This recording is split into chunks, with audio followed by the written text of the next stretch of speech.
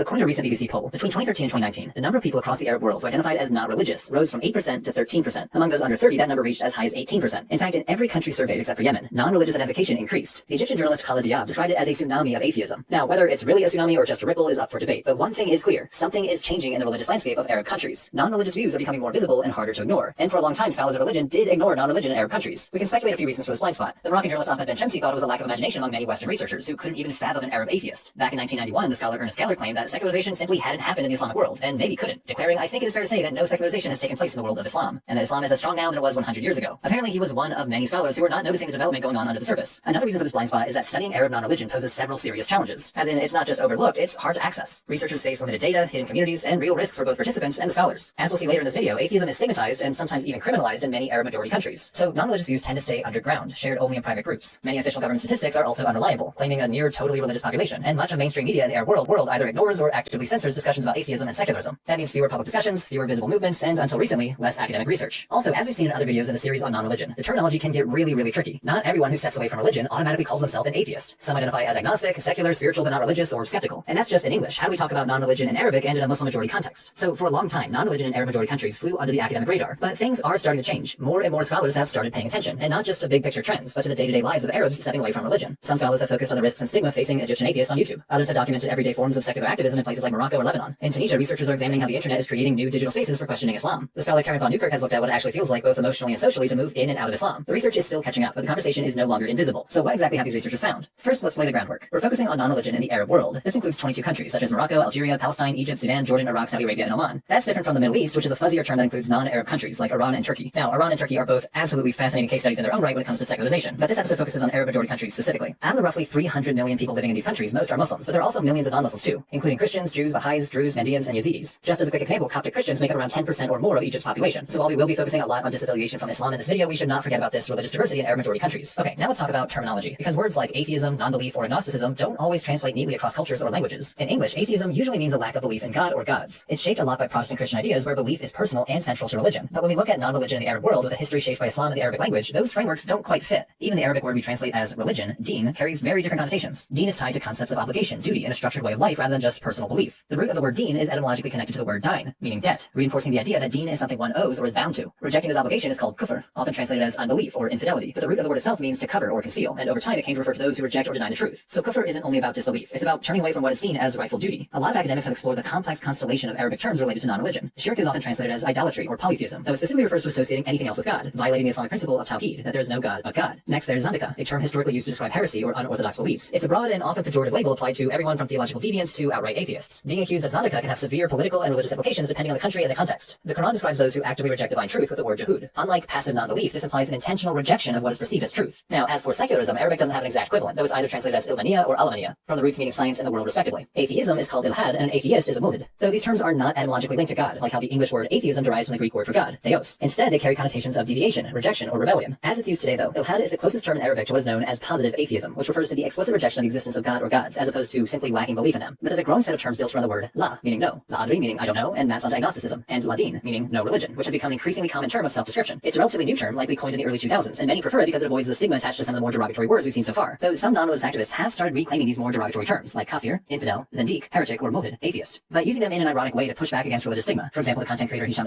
published his memoirs entitled Memoirs of a Moroccan Kafir. So some non-religious Arabs self-consciously use these theologically loaded terms to normalize non-religion and temporarily challenge the expectation that non-religion should be kept hidden or stigmatized, though in general, ladin is perceived as a less stigmatized and more neutral term that encompasses many forms of disengaging from Islam and avoids the negative connotations of many of these other terms. So non-religion in Arabic-speaking societies is complicated, not just in practice, but in language, and that adds to the difficulty of studying non-religion in these countries. Many of the available terms come from a religious framework, which means they are not neutral labels. They carry moral weight. If the only words to describe yourself imply deviance or heresy, would you use them in an interview with a sociologist? So it's not just a question of what people believe, it's also about how language and society limits the way non-religion can be expressed. So all of this brings us back to that study we started with. What is the state of non-religion in Arab-majority countries? The largest survey on this topic was a partnership between BBC News Arabic and the Arab Barometer, a nonpartisan research network based out of Princeton that focused on the beliefs and values of citizens across the Arab world. In 2018 and 2019, they surveyed 25,000 people in 11 Arab countries, and according to the results, there's been a meaningful increase in the number of people who say they are not religious between 2013 and 2019. As we mentioned at the start, rising across the region from 8% to 13%. The changes varied though from country to country. There were especially large shifts in Tunisia, Libya, Algeria, and Morocco. In fact, Tunisia clocked in at over 30% of the population reported to be non-religious. The study also found that Arabs are losing trust in Islamist parties and Islamic religious leaders. They're attending mosque less often, and young people report higher rates of non-religion, with a proportion of non-religious individuals under 30 being as high as 18%. Yet more recent research from Arab Barometer shows that the trend has been slightly reversed, especially among Arab youth. For example, as of 2023 in Tunisia, 18 to 29 20-year-olds are 15 points less likely to say they are non-religious 20. Significant declines were also found in Morocco, Egypt, Jordan, Algeria, and Palestine. So instead of a sharp increase in non-religion, it seems that there are some shifts in the data, and survey data always comes with limitations, especially when it relies on self-identification. In contexts where atheism is taboo or even criminalized, people often avoid labeling themselves as non-religious, which means the real numbers could be higher than what the surveys actually report. And once again, as we've seen, terminology matters. In Arab barometer surveys between 2007 and 2018, participants could choose between non-believer and non-religious, or non-practicing. While the latter term could include atheists or agnostics, it usually implies someone who simply is less observant, not someone who has fully stepped away from religion. It carries a different connotation from Ladin, no religion, which signals a more complete break from Islam. Only about 1% of respondents identified as non-believers, while non-religious range from 15 to 30%. So as the scholar Sebastian Alcester argues, claims that non-believers are a constantly growing group in Arab society since the 2010s rest on shaky empirical grounds. In the absence of more finely grained survey methods, we are left to guess how Arab respondents define religiosity and being non-religious, and how their self-descriptions might be distorted by desirability and prevalent social norms. But what if you could measure religiosity without asking people anything at all? One Arab barometer study tried to do exactly that by measuring religiosity from space. Researchers used satellite imagery to track nighttime activity during Ramadan. The idea was simple. If people are fasting during the day, they're more likely to stay up later at night to eat and socialize, so more lights should be visible after dark in more observant communities. They compared the satellite data with survey responses from different governments in Egypt. They found that for most regions, the change in nighttime light during Ramadan was minimal, just a slight uptick. But in some regions, the increase in light was more pronounced. And in those cases, there was a strong correlation between the rise in lights and the levels of religiosity reported in surveys. So the goal of the study was to test how reliable survey data really is. There's understandable skepticism around religiosity surveys in the Arab world, as people may underreport or overreport their beliefs due to social pressure. But this study suggests that at least on the provincial level in Egypt, survey results do line up with observable practice. And a separate study in Turkey found a similar pattern. Changes in nighttime lights during Ramadan matches self-reported rates of fasting. So the Arab barometer data may be relatively trustworthy, showing a modest increase in non-religion throughout the 2010s with a possible pullback since 2020. But context matters too. To state the obvious, each Arab country has its own culture, history, laws, and political system. So the range of non-religious experiences varies a lot. Being non-religious in Lebanon or Tunisia differs from being non-religious in Saudi Arabia. While freedom of conscience is a constitutional right in both Lebanon and Tunisia, leaving Islam is considered illegal in Saudi Arabia. So let's have a closer look at some of these countries. In Saudi Arabia, a royal decree was issued in 2014 criminalizing atheism by classifying it as a form of terrorism. But despite the legal consequences of leaving Islam, the journalist Khalid Diab reports that there is a vibrant atheistic underground in Saudi Arabia. He quotes a non-religious Saudi. "We non-believers have meetings and groups in a lot of Saudi cities. If you go into them, then you will be shocked by the numbers and elements of society represented." Meanwhile, in Tunisia and Lebanon, freedom of conscience is technically protected by the constitution, and being non-religious is not a criminal offense. Non-religious organizations operate openly without major interference from the state. Groups like the Tunisian Free Thinkers and Free Thought Lebanon are active in public life. In Beirut, for example, Free Thought Lebanon has hosted events like Café Humaniste, gatherings that include lectures, debates, and film screenings on topics like secular funerals, civil marriages, and electoral reform. Though their activism is deeply tied to local concerns and framed around citizenship, not just around religion. The Tunisian Free Thinkers came onto the scene after the 2011 uprisings, pushing for changes to things like Islamic inheritance laws, which they say discriminate against women. In 2017, around 200 Tunisians, both Muslims and non-Muslims, started protesting with the slogan "Not by force" in response to 4 men being sentenced to a month in jail for eating and smoking in public during Ramadan. The situation escalated when a conservative imam began filming and publicly shaming those who were not fasting. This shows that even in countries where freedom of conscience is technically protected by the constitution and where libraries and bookshops can carry non-religious books, certain expressions of non-religiosity can lead to social discrimination. Without formal blasphemy laws in these countries to crack down on non-religion, authorities often rely on vague charges like offending public decency or disturbing public order. One example is the Tunisian Jabor Medri, who posted caricatures of the Prophet Muhammad online and was sentenced to 7.5 years in prison, though he was pardoned after serving 2. The case of the French-Tunisian filmmaker Nadia El-Fani is another example. El-Fani is known for her outspoken atheism, and she published a documentary in 2011 that explored freedom from religious constraints in post-revolution Tunisia. After its release and her public criticism of Islam, she faced death threats and protests at screenings. Now, of course, not every Muslim is strictly observant all the time, and in many places there's at least some tolerance for folks who don't follow every religious norm to the letter. According to anthropologist Lena Richter's research on young urban non-believers in Morocco, being non-religious is often tolerated as long as you keep it low-key. Speaking out can come with risks like damaged relationships or losing your job. A recent case from Morocco illustrates just how quickly visibility can become dangerous. In 2025, the Moroccan feminist activist Betty Lashkar was sentenced to 2.5 years in prison on blasphemy charges after a photo circulated online of her wearing a t-shirt that read "Allah is lesbian." The image had originally been posted years earlier, but once it resurfaced on social media, hundreds of users called for her arrest and tagged Moroccan police. Authorities charged her under laws prohibiting offenses against Islam. Her case shows how even in countries without sweeping apostasy laws, public irreverence, especially when tied to gender and sexuality, can provoke both digital outrage and state prosecution. Many navigate this by leading a kind of double life, staying silent in public and sharing their views only with trusted friends or in private online spaces. For activists, though, visibility can mean serious consequences. For many, the safest way to connect with like-minded people is online. Many non-religious Arabs have turned to social media to find community and broadcast their ideas. Facebook, Twitter, TikTok, YouTube, they've all seen a surge in non-religious pages, forums, and channels from Arab content creators. YouTube channels like the Syrian agnostic Qosay Battar, Egyptian author Hamid Abdel Samad, who's known for his YouTube series Box of Islam, and the Moroccan Hisham Nastik. Though Sharif Gabr has probably become one of the most prominent voices in the Arab atheist scene. He's an Egyptian YouTuber with over 500,000 subscribers, known for using satire and sketch to critique Islamic doctrine. One of his most viewed videos is Muslim Beats God, which has racked up over 3 million views. His story also reveals the sharp limits of free expression in Egypt. It began at his university when he challenged a professor who called homosexuality a disease. This led to a chain of legal trouble. He was arrested in 2013 for contempt on religion, released on bail, and later sentenced to a year in prison. In 2018, he was banned from leaving the country, and a few years later, he received another 4-year sentence and went into hiding. Then in 2024, a fundamentalist lawyer filed a complaint against him for inciting atheism, leading to another 5-year sentence. He still posts occasionally, but remains in hiding. And across many of these social platforms, you might recognize a lot of similar strategies if you watched any atheist content creators in the West. Like their counterparts who challenge Christian fundamentalism or debunk claims about biblical inerrancy, Arab non-religion creators challenge Quranic miracles or point out logical flaws and historical contradictions. Linguistically, many of these creators choose to read the Quran in their local Arabic dialect rather than classical Arabic. It's a deliberate move to make the content more relatable and informal, but it also subtly challenges the sacred status of Quranic language. When someone like Hisham Nastik reads a verse in his Moroccan dialect, it just hits differently. Some content mirrors what you often see in Christian deconversion content. Just as so-called ex-evangelicals recount their previous evangelical life of prayer, church attendance, and Bible study to prove that they were really real believers, many ex-Muslim creators highlight their deep prior commitment to Islam. This is an effort to push back against claims that they were misinformed, secularized, or never truly devout to begin with. Many also share personal stories about the emotional and intellectual struggle it took to leave. So for example, check out shows like The Black Ducks, hosted by the Egyptian atheist Isma Muhammad, and Box of Islam, hosted by author Hamid Abdelsamad. They both feature personal testimonies that walk viewers through their journey from belief to non-belief. These narratives often emphasize deep prior engagement with Islam to challenge the idea that leaving Islam is just the result of ignorance or alienation. Some also highlight historical figures who made similar journeys. One recurring example is Abdullah al-Qasimi, a Saudi intellectual who studied at Al-Azhar in Egypt, one of Islam's most prestigious centers of learning. Before renouncing his faith entirely, he went on to become one of the most prominent Arab critics of Islam. But online testimonies and academics only tell part of the story. What does Arab atheism actually look like in everyday life? In some cases, leaving religion looks more like a clean break. The scholar Anthony Jackson interviewed several self-described atheists in Egypt and found trajectories that in some ways resemble the familiar new atheist arc seen in Western contexts. Intellectual doubts, online debates, satire, and decisive rejection of religion. One man Dr. Jackson interviewed said his doubts deepened after he encountered Egyptian atheist influencers online. At first, their satire scandalized him, but he kept watching. And eventually he found himself laughing along and later openly identifying as atheist. Another interviewee, a woman named Shireen, shows how a clean break can be emotional as much as intellectual. Raised in Cairo's upscale neighborhood Zamalek, she grew up in a loosely Coptic Christian home until her mother converted to Islam. As a teenager, she tried to follow along, but during Ramadan, she said she couldn't feel anything, even when she forced herself to fast and tried to make herself feel moved. The decisive moment came later, watching her father die from a painful illness. In her interview, she said, "I have no proof that God doesn't exist, but even if he does, I don't care. I'm angry at him." For Shireen, leaving religion meant stepping out of what she called a brainwashed society and into a secular way of thinking and living. But sometimes the label ex-Muslim can be misleading. The anthropologist Lena Richter, who conducted dozens of interviews with non-religious Moroccans, found that many don't experience their shift as a clean break. One woman described going through an anger phase where she opposed everything related to Islam, but later she entered what she called a phase of reconciliation. She no longer wanted to fit neatly into the category of atheist. Instead, she described herself as living a contradiction, firmly non-believing, but still culturally Muslim. For example, she still paid the zakat, one of the pillars of Islam in which Muslims give a percentage of one's savings to charity. When asked why she continued doing this, she explained that it felt like carrying forward a family tradition. My mom did it, my grandmother did it, so I also do it. Another interviewee, a former imam living in Europe, put it this way: "There are many things I still do, not for Islam, but simply because it is better for my quality of life, for society, and for nature." Though he no longer believes in Islam, he still fasts occasionally and avoids alcohol and pork, and values the discipline he learned through his former religion. Dr. Richter uses the term post-Muslim to describe this space. Former Muslims who don't identify themselves in opposition to Islam, but still maintain some level of continuity. For many, leaving Islam means renegotiating their past identity instead of erasing it completely. She writes, whereas Islam does not necessarily carry religious meaning for them any longer, it can still matter in terms of values, relations, and practices. Instead of categorically breaking with Islam, former Muslims show flexibility in selecting and reframing former religious practices in cultural terms. This range of identities fits a broader pattern that scholars see elsewhere. Non-religious identities are often ambiguous and layered. Think of people who describe themselves as spiritual but not religious, or self-described atheists who still believe in supernatural concepts. Religion is diverse and internally varied, and it turns out that non-religion is just as complex, taking many forms that resist simple labels. So while the rise of non-religion in the Arab world may not be a tsunami, it's also not exactly a ripple. The movement is uneven and often at risk, but it's also undoubtedly larger than it was 20 years ago. And in a region where Islam has long shaped identity, law, and public life, even modest shifts in belief carry profound cultural weight. Now, we don't know if these trends will continue, reverse, or transform into something else entirely, but one thing is clear: non-belief in the Arab world can no longer be ignored. Hey everyone, thanks so much for watching. This was our latest episode in our series on atheism. So if this topic interests you, definitely check out our earlier episodes here on the channel. So I hope while you're watching this video, you were thinking to yourself, okay, this topic is way more complex than I thought. I hope that was the case, because part of my mission here on Religion for Breakfast is, to borrow Hank Green's term, to complexify religion. But YouTube videos can really only go so far. At some point, you hit the end of the video, you're still thinking about a topic, and there's really nowhere for that curiosity to go. That's why I launched our online religious studies community, the Religion Department. It's a community where we bring in some serious scholars of religion to slow down and think together about religion. We have guest lectures, we have multi-week seminars, we have guided reading groups. We named it the Religion Department because that's what we're trying to build here. Something that feels like a really great academic community, a place that you return to, a place where conversations build over time with people who take religion seriously as an academic subject and can't quite stop thinking about it. So I want to invite you to our next lecture, A Hidden History of Muslims in the US, with Dr. Yasmin Foden Ali. It'll be on March 3rd at 2 o'clock p.m. Eastern, and it costs whatever you want to register. She'll trace the history of Muslims in what's now the US all the way back to 1528. She'll go through the transatlantic slave trade, the Great Migration,